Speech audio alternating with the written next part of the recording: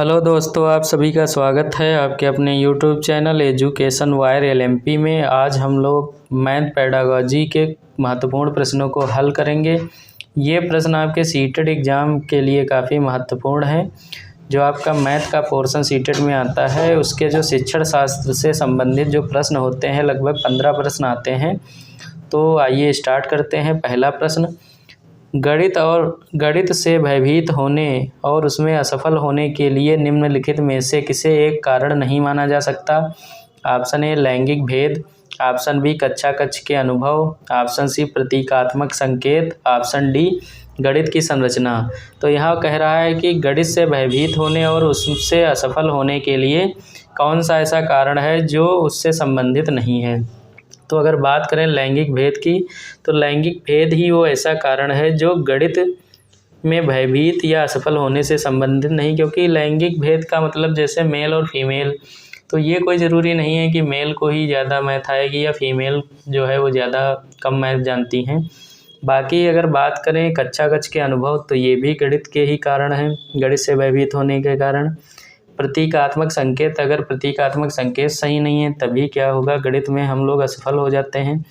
गणित की संरचना भी काफ़ी महत्वपूर्ण होती है। तो ये जितने भी कारक विषय से संबंधित है वही क्या होंगे, उसमें असफल होने के कारण या भयभीत होने के कारणों में आएंगे। इसका पूछा जा रहा कौन सा कारण नहीं है, तो लैंगिक भेद हो जाएगा।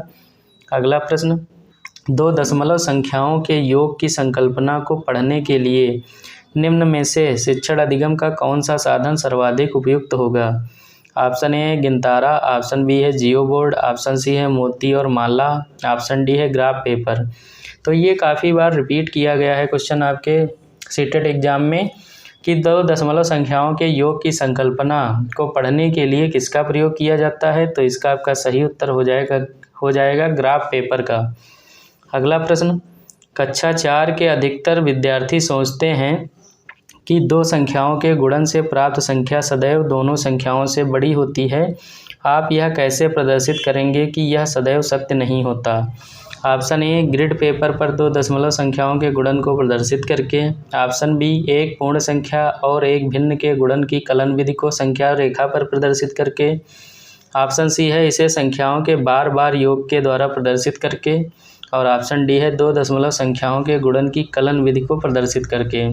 तो यहाँ क्वेश्चन पूछ रहा है कि कक्षा 4 के विद्यार्थी यह सोचते हैं कि दो संख्याओं के गुणन से प्राप्त संख्या सदैव दोनों संख्याओं से बड़ी होती है। या आप यह कैसे प्रदर्शित करेंगे कि सदैव यह सत्य नहीं होता है।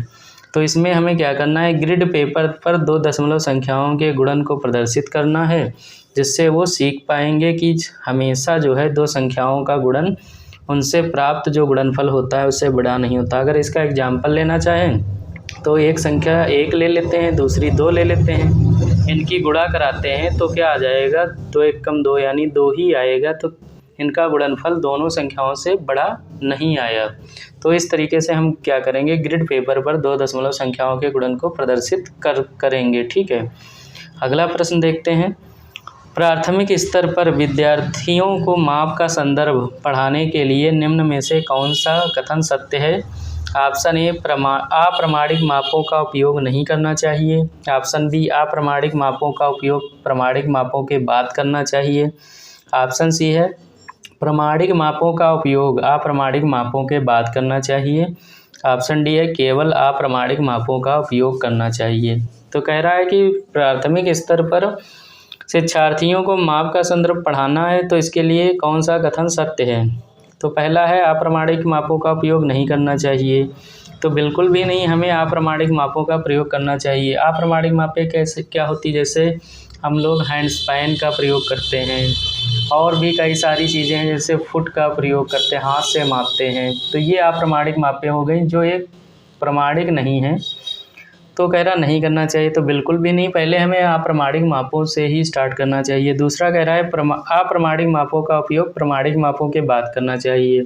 तो ये भी आपका सही नहीं होगा, पहले हमें अप्रामाणिक मापें बतानी चाहिए, उसके बाद उनको प्रामाणिक मापों से संबंध करना चाहिए। तो इसके तीसरे की बात करें, प्रामाणिक मापों का उपयोग अप्रामाणिक मापों के बाद करना चाहिए, तो ये सही है। पहले हमें प्रामाणिक मापें जो हैं उनका उपयोग अप्रमाणिक मापों के बाद करना चाहिए। यानी पहले हमें अप्रमाणिक मापें बतानी चाहिए, जैसे हैंड स्पैन क्या होता है, फुट क्या होता है, हाथ से कैसे मापते हैं, ये सारी चीज़ें। जैसे एक मेज़ है तो उसकी लंबाई नापनी है तो हैंड स्पैन में कितनी होगी, इस तरीके से बच्चों को पहले सिखाना चाहिए। बाद में उनको जो है मीटर, सेंटीमीटर, मिलीमीटर, ये सारी जो प्रमाणिक मापें हैं इनको बताना चाहिए। तो इसलिए आपका ऑप्शन सी जो है वो सही हो जाता है। अगला प्रश्न है, वास्तविक जिंदगी से गणित का संबंध बनाने के लिए और अंतर विषयों को विकसित करने के लिए निम्नलिखित में से किन मूल्यांकन योजनाओं का उपयोग किया जा सकता है। खैर, ऑप्शन ए है क्षेत्रीय भ्रमण सर्वेक्षण परियोजना, ऑप्शन बी है क्षेत्रीय भ्रमण मौखिक परीक्षा ड्रिल कार्य पत्रांक, ऑप्शन सी है सर्वेक्षण परियोजना जांच सूची, ऑप्शन डी है क्षेत्रीय भ्रमण मौखिक परीक्षा जांच सूची। तो कह रहा वास्तविक ज़िंदगी से गणित को संबंधित करना है तो इसके लिए कौन सा जो है मूल्यांकन योजना का उपयोग किया जाना चाहिए।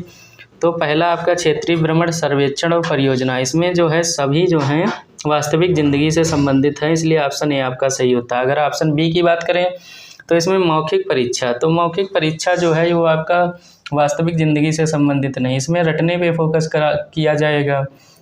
अगर बात करें ड्रिल कार्य पत्रांक, ड्रिल का मतलब होता है कि बार बार एक ही प्रैक्टिस को करवाना या एक ही चीज़ को बार बार जब हम लोग करते हैं तो उसे ड्रिल कहते हैं। तो ड्रिल पे क्या करना चाहिए, कार्य पत्रांक दे दें जिस पे बच्चे बार बार प्रैक्टिस करें। यहाँ कह रहा है जांच सूची, तो जांच सूची भी आपका जो है वो वास्तविक ज़िंदगी से संबंधित नहीं है। और यहाँ मौखिक परीक्षा फिर दी गई है तो ये भी, तो इसमें तीन ऑप्शन जो हैं, तीन विकल्प क्षेत्रीय भ्रमण सर्वेक्षण परियोजना, यही हमारी वास्तविक ज़िंदगी से संबंधित हैं, तो इसलिए ऑप्शन ए सही हो जाएगा। अगला प्रश्न, गणित के कक्षा में दृष्टिबाधितों के लिए निम्न में से किनका प्रयोग शिक्षा के साधनों के रूप में किया जा सकता है। ऑप्शन ए है कंप्यूटर संख्या chart Jio board, option A है टेलर का गिनतारा भिन्न का किट संख्या चार्ट, ऑप्शन सी है संख्या चार्ट कंप्यूटर जियो बोर्ड, और ऑप्शन डी है टेलर का गिनतारा कंप्यूटर और जियो बोर्ड। तो गणित की कक्षा में जो दृष्टिबाधित हैं उनके लिए किन शिक्षण साधनों का प्रयोग कर सकते हैं। तो अगर पहले ऑप्शन की बात करें कंप्यूटर संख्या चार्ट जियो बोर्ड, तो जब वो दृष्टिबाधित हैं तो वो पहली बात तो संख्या चार्ट को कैसे देखेंगे, कंप्यूटर को कैसे देखेंगे। अगर बात करें टेलर का गिनतारा भिन्न किट और संख्या चार्ट, तो यहाँ पर भी संख्या चार्ट है और भिन्न का किट है, इसको दृष्टिबाधित जो व्यक्ति हैं वो नहीं देख सकते हैं, तो ये भी आपका क्या हो जाएगा, गलत हो जाएगा। अगला बात करें अगर हम संख्या चार्ट कंप्यूटर जियो बोर्ड, तो इसमें भी संख्या चार्ट को शामिल किया गया है कंप्यूटर को, तो ये भी आपका नहीं होगा दृष्टिबाधितों के लिए। ऑप्शन डी की बात करें टेलर का गिनतारा कंप्यूटर और जियो बोर्ड, तो यही जो है आपका सही होगा। आप टेलर का गिनतारा कंप्यूटर और जियो बोर्ड का प्रयोग हम दृष्टिबाधितों के लिए करेंगे, क्योंकि बहुत सारे कंप्यूटर्स जो हैं वो इस तरीके से डिज़ाइन कर दिए गए हैं जो दृष्टिबाधित हैं वो उनका प्रयोग कर सकते हैं। जैसे ब्रेल लिपि पे आधारित कुछ कीबोर्ड बनाए गए हैं, कुछ उभरे हुए कीबोर्ड होते हैं जिनको वो लोग समझ जाते हैं, तो उसका प्रयोग कर सकते हैं। अगला प्रश्न देखते हैं, संख्याओं के संदर्भ में प्राथमिक कक्षा के बच्चे अर्थात वे बच्चे जिनकी आयु 8-9 वर्ष है निम्न में से किस समुच्चय में प्रवीण होंगे। ऑप्शन ए पंक्तिबद्धता वर्गीकरण प्रतिवर्तिता, ऑप्शन बी है वर्गीकरण प्रतिवर्तिता अनुपातिक विवेचन, ऑप्शन सी है पंक्तिबद्धता प्रतिवर्तिता आनुपातिक विवेचन, और ऑप्शन डी है पंक्तिबद्धता वर्गीकरण और आनुपातिक विवेचन। तो यहाँ कह रहा है कक्षा प्राथमिक स्तर के बच्चे हैं जो 8 और 9 वर्ष के हैं, तो इसमें से ऐसा कौन सा समुच्चय है जो संख्याओं के संदर्भ में उसमें बच्चे जो है प्रवीण हैं। तो इसका आपका सही उत्तर हो जाता है ऑप्शन ए पंक्तिबद्धता, वो पंक्तिबद्धता सीख जाएंगे, वर्गीकरण भी सीख जाते हैं, और प्रतिवर्तिता मतलब रिवर्सिबिलिटी जिसको कहते हैं पीछे की तरफ लौटना, तो वो इसका एक उदाहरण ले सकते हैं। जैसे ठोस जो है द्रव में द्रव जो है गैस में, और गैस जो है वो पुनः ठोस में परिवर्तित की जा सकती है, तो आपस में जो इंटरचेंजिंग रिवर्सिबिलिटी होती है उसे प्रतिवर्तिता कहते हैं। तो ये सारी चीज़ें 8-9 वर्ष की आयु के बच्चे कर लेते हैं, इसलिए आपका ऑप्शन ए जो है वो सही हो जाएगा। अगला प्रश्न देखते हैं। कक्षा 1 के एक शिक्षक ने अपने विद्यार्थियों को सभी वस्तुओं की गणना करने के लिए कहा, जिसमें पेन, रबड़ और शार्पनर का संग्रह था। विद्यार्थियों ने सभी वस्तुओं को एक रेखा में रखा और गणना शुरू की। उसने 10 वस्तुओं के स्थान पर कहा 2 पेन, 5 रबड़ और 3 शार्पनर हैं। आपके विचार से विद्यार्थी को गणना के किस सिद्धांत यानी किन सिद्धांतों पर कठिनाई का सामना करना पड़ा? तो ऑप्शन ए है अमूर्त चिंतन सिद्धांत, ऑप्शन बी है अमूर्तन और असंगत क्रम सिद्धांत, ऑप्शन सी है स्थिर क्रम और अमूर्तन सिद्धांत, और ऑप्शन डी है एकांकी संगतता सिद्धांत। तो अगर बात करें कि एक कक्षा 1 के एक शिक्षक ने क्या किया कि 10 वस्तुओं कुछ जो है पेन, रबर और शार्पनर दिए और उनको गिनने के लिए कहा। और बच्चे ने क्या किया, उनको क्रम से लगाया, फिर कहा 2 शार्पनर हैं, 5 रबड़ हैं, 3 शार्पनर हैं, 5 रबड़ हैं, 2 पेन हैं। तो इसका मतलब वो कहाँ पे कठिनाई कर रहा है, यानी वो क्या कर रहा है, चीज़ों को ये तो गिन रहा है कि इतनी इतनी चीज़ें हैं, लेकिन कुल उनका नहीं कर पा रहा है, यानी उनको टोटल नहीं बता पा रहा टोटल वस्तुएं कितनी हैं। तो कहाँ पर कठिनाई हो रही है, तो उसका जो है अमूर्त चिंतन जो है उसके अंदर और असंगत क्रम का सिद्धांत, यहाँ पे उसके दिक्कत आ रही है, वो चीज़ों को टोटल या उसका सम करके नहीं बता पा रहा। तो ये आपका अमूर्त चिंतन और असंगत क्रम सिद्धांत में आ जाता है। अगला प्रश्न, कक्षा 2 की एक शिक्षिका ने अपने विद्यार्थियों को 4 इकाई 3 दहाई लिखने के लिए कहा। कुछ विद्यार्थियों ने 34 के स्थान पर 43 लिखा। एक शिक्षिका के रूप में आप विद्यार्थियों को इस संकल्पना को कैसे समझाएंगे? ऑप्शन ए, उन्हें बताएंगे कि गलत है और फिर उन्हें सही उत्तर को 5 बार लिखने के लिए कहेंगे। ऑप्शन बी है, हमेशा दहाई और इकाई के स्तंभों में लिखना सिखाएंगी जिससे कोई भ्रम ना हो। अगला है आपका, स्तंभ विधि में अभ्यास करने के लिए बहुत सारे प्रश्न देंगी। और ऑप्शन डी है आपका, विद्यार्थियों को गिनतारा पर प्रदर्शित करने के लिए कहेंगी और फिर लिखने के लिए। तो अगर कोई कक्षा 2 की शिक्षिका है और वो क्या करती है, 4 इकाई 3 दहाई लिखने के लिए कहती है और विद्यार्थी जो है वो 34 के स्थान पे 43 लिख देते हैं, यानी दहाई इकाई में जो है वो अंतर नहीं कर पा रहे हैं। तो इसकी संकल्पना को हम कैसे समझाएंगे? अगर उनको बार बार हम सही उत्तर लिखने के लिए कहेंगे तो क्या होगा, ये बिल्कुल भी सही नहीं होगा, फिर वो आगे फिर गलतियाँ करेंगे, रटने पर प्रयास नहीं कराएंगे। हमेशा दहाई और इकाई के स्तंभों में लिखना सिखाएंगे जिससे कोई भ्रम ना हो, बिल्कुल भी नहीं। अगला है, स्तंभ विधि में अभ्यास करने के लिए बहुत सारे प्रश्न देंगी। तो फिर यहाँ पर जो है अभ्यास और रटने पे फोकस कर रहा है। ऑप्शन डी जो है, विद्यार्थियों को गिनतारा पर प्रदर्शित करने के लिए कहेंगी और फिर लिखने के लिए। तो ये जो है थोड़ा प्रैक्टिकली है, और जितना भी हम लोग प्रैक्टिकली तरीके से चीज़ों को कराते हैं वो बच्चे ज़्यादा समझ पाते हैं। तो यहाँ क्या हो जाएगा, ऑप्शन डी आपका, विद्यार्थियों को गिनतारा पर प्रदर्शित करने के लिए कहेंगी और फिर लिखने के लिए। अगला प्रश्न, गणित में प्रतिचित्रण के लिए निम्नलिखित कथनों में कौन सत्य है? ऑप्शन ए, प्रतिचित्रण का गणित के कई विषयों से समाकलन किया जा सकता है। ऑप्शन बी है, प्रतिचित्रण स्थानिक चिंतन को बढ़ाता है। ऑप्शन सी है, प्रतिचित्रण आनुपातिक विवेचन को प्रोत्साहित करता है। ऑप्शन डी है, प्रतिचित्रण गणित पाठ्यक्रम का भाग नहीं है। तो अगर बात करें, यहाँ पर कह रहा है गणित में प्रतिचित्रण के लिए निम्नलिखित कथनों में कौन सही सत्य नहीं है। तो अगर पहले ऑप्शन की बात करें, प्रतिचित्रण का गणित के कई विषयों से समाकलन किया जा सकता है, तो ये जो है कोई ज़रूरी नहीं है कि उसका हम समाकलन कई विषयों से करें। ऑप्शन बी है, प्रतिचित्रण स्थानिक चिंतन को बढ़ाता है, तो ये भी जो है आपका सही नहीं है। प्रतिचित्रण आनुपातिक विवेचन को प्रोत्साहित करता है, तो ये भी नहीं। प्रतिचित्रण गणित पाठ्यक्रम का, 1 मिनट इस क्वेश्चन को हम फिर से देखते हैं। प्रतिचित्रण के लिए पूछ रहा है कौन सा कथन सत्य नहीं है। तो यहाँ प्रतिचित्रण गणित के कई विषयों से समाकलन कर सकता है, यानी प्रतिचित्रण जो है गणित के कई विषयों से समाकलन करता है, बिल्कुल। अगला है, प्रतिचित्रित स्थानिक चिंतन को बढ़ाता है। जब हम प्रतिचित्रण करेंगे तो वो क्या करेगा, हमारे जो स्थानिक चिंतन है उनको बढ़ाएगा, यानी कि एक तरीके से इसको हम स्कीमा के टाइप में समझ सकते हैं कि उसका एक हम अपने माइंड में स्कीमा या उसका फिगर डेवलप कर लेते हैं, तो ये भी आपका सही होगा। ऑप्शन सी है प्रतिचित्रण आनुपातिक विवेचन को प्रोत्साहित करता, तो ये भी कह रहा था कौन सा सत्य नहीं है, तो इसमें आपका हो जाएगा ऑप्शन डी गणित का भाग नहीं, तो ये बिल्कुल भी नहीं। प्रतिचित्रण भी क्या है, वो गणित का भाग है। अगला प्रश्न देखते हैं। अगला प्रश्न है आकृतियों के लिए निम्नलिखित पहलुओं में से किसका प्राथमिक स्तर से कोई संबंध नहीं है। ऑप्शन ए है चौपड़, ऑप्शन बी है प्रतिरूप पैटर्न, ऑप्शन सी है कोण और ऑप्शन डी है सममित। तो कह रहा है इन आकृतियों के किस पहलू का संबंध प्राथमिक स्तर से नहीं, तो यहाँ पे आपका ऑप्शन ए सही हो जाएगा चौपड़। चौपड़ जो है ये जो थोड़ा प्राथमिक के ऊपर के जो बच्चे होते हैं उनके लिए होता है। चौपड़ को चौसर भी कहते हैं। और ये खेल आप लोग देखे होंगे, जैसे जो चौपड़ का खेल है ये बड़े बच्चे या बड़े लोग खेलते हैं।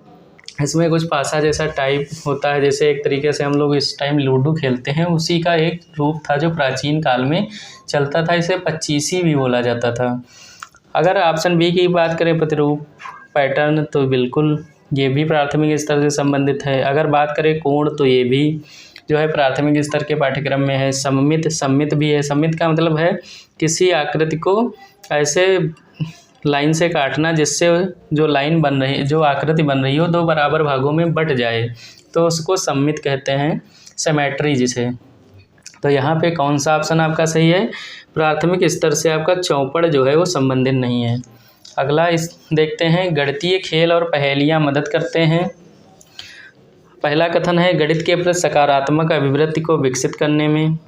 दूसरा कथन है गणित और प्रतिदिन के विचारों में संबंध स्थापित करने में। तीसरा कथन है गणित को आनंदमय बनाने में। और चौथा कथन है समस्या समाधान के कौशल को प्रोत्साहित करने में। अब इसका क्या किया गया, कोडिंग की गई है कि इसमें से कौन कौन से कथन सही हैं, गणित की पहेलियाँ जो हैं वो क्या मदद करती हैं। तो पहला है सकारात्मक अभिवृत्ति को विकसित करने में, तो बिल्कुल गणित की पहेलियों से सकारात्मक अभिवृत्ति विकसित होती है। दूसरा है गणित और प्रतिदिन के विचारों में संबंध स्थापित करने में, तो ये भी सही है। आनंदमय भी बनाता है। और ऑप्शन डी जो इसका चौथा कथन है समस्या समाधान के कौशल को प्रोत्साहित करने में भी मदद करता है गणित की पहेलियाँ। तो इसलिए पहला, दूसरा, तीसरा, चौथा यानी ये ऑप्शन सी में आपको मिलेंगे, इसलिए ऑप्शन सी जो है वो सही होता है। अगला प्रश्न, एक दिए हुए आयत और समांतर चतुर्भुज के क्षेत्रफल समान हैं, परंतु कक्षा 4 के अनेक शिक्षार्थियों ने उत्तर दिया कि समांतर चतुर्भुज का क्षेत्रफल अधिक है। शिक्षक शिक्षार्थियों को यह समझाने में किस प्रकार सहायता कर सकता है कि दोनों के क्षेत्रफल समान हैं। ऑप्शन ए आलेख पेपर या ग्राफ पेपर के प्रयोग से, ऑप्शन बी कागज मोड़ने के प्रयोग से, ऑप्शन सी पैमाने के प्रयोग से और ऑप्शन डी जियो बोर्ड के प्रयोग से। तो दो कह रहा है कि समांतर चतुर्भुज और आयत के क्षेत्रफल बराबर हैं, लेकिन जो है विद्यार्थियों ने उत्तर दिया समांतर चतुर्भुज का क्षेत्रफल अधिक है। तो इसको एक शिक्षक होने के नाते आप कैसे समझाएंगे कि दोनों क्षेत्रफल जो हैं वो समान हैं। तो इसके लिए किस टेक्निक का यूज़ करेंगे, ग्राफ पेपर या आलेख पेपर का जो है प्रयोग करेगा एक शिक्षक। अगला प्रश्न, राष्ट्रीय पाठ्यचर्या की रूपरेखा एनसीएफ 2005 के अनुसार प्राथमिक स्तर पर गणित शिक्षा का उद्देश्य निम्न में कौन सा नहीं है। ऑप्शन ए तर्क संगत विचारों को प्रोत्साहित करना, ऑप्शन बी गणित में उच्चतर और अमूर्त पढ़ाई की तैयारी कराना, ऑप्शन सी है गणित को बच्चे की ज़िंदगी के अनुभवों का भाग बनाना और ऑप्शन डी है समस्या समाधान और समस्या प्रस्तुत करने के कौशलों को प्रोत्साहित करना। तो राष्ट्रीय पाठ्यचर्या की रूपरेखा एनसीएफ 2005 के अनुसार इनमें से कौन सा उद्देश्य नहीं है गणित शिक्षण का। तो तर्क संगत विचारों को प्रोत्साहित करना, तो बिल्कुल ये जो है एनसीएफ 2005 जो है इसको प्रोत्साहित करता है। गणित में उच्चतर और अमूर्त पढ़ाई की तैयारी कराना, तो ये नहीं है कि केवल उन्हें अमूर्त और उच्चतर स्तर की पढ़ाई कराएं, वहाँ एनसीएफ प्राथमिक स्तर को भी शामिल करता है और जो है उच्चतर स्तर जो है उसको भी शामिल करता है। अगर ऑप्शन सी की बात करें गणित को बच्चे की ज़िंदगी के अनुभवों का भाग बनाना, तो ये भी एनसीएफ 2005 की गाइडलाइन के अकॉर्डिंग जो है उद्देश्य है। अगर बात करें ऑप्शन डी की समस्या समाधान और समस्या प्रस्तुत करने के कौशल को प्रोत्साहित करना, तो ये भी जो है इसका उद्देश्य है एनसीएफ 2005 का। तो इसलिए यहाँ आपका ऑप्शन जी जो है तो बी सही हो जाता है। क्वेश्चन के अकॉर्डिंग कौन सा एनसीएफ 2005 का उद्देश्य नहीं है? तो गणित में उच्चतर और अमोद पढ़ाई की तैयारी कराना, बाकी सभी हैं। अगला प्रश्न देखते हैं और ये आज का अंतिम प्रश्न है।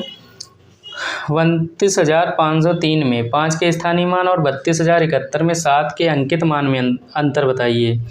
तो यहाँ हम बात करें, पहली संख्या है 29,503, इसमें 5 का अगर स्थानीय मान निकालेंगे तो 500 आएगा। और जो दूसरी संख्या है 32,071, इसमें 7 का अंकित मान। तो अंकित मान क्या होता है? जो अंकित होता है यानी वही मान जो है इसका अंकित मान हो जाएगा।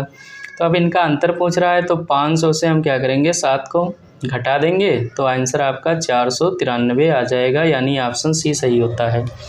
तो आज हम लोगों ने जो है मैथ पेडागॉजी के महत्वपूर्ण प्रश्नों को हल किया। आगे भी ऐसे ही आपको हर एक सब्जेक्ट के जो शिक्षण के प्रश्न सीटेट एग्ज़ाम के लिए महत्वपूर्ण हैं वो सभी मिलते रहेंगे। बस आप लोग मेहनत से तैयारी करते रहिए।